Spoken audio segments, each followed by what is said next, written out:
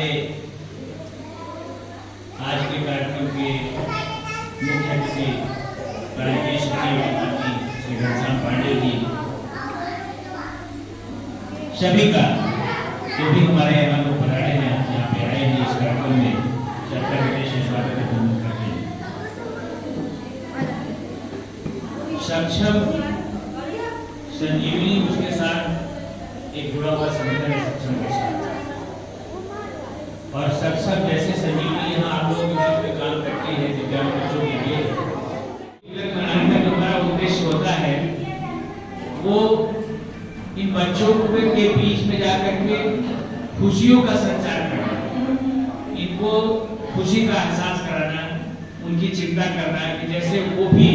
जितने भी हमारे त्योहार हैं उसमें शामिल हों और उसका अनुभव करें और अपने तरीके से कोई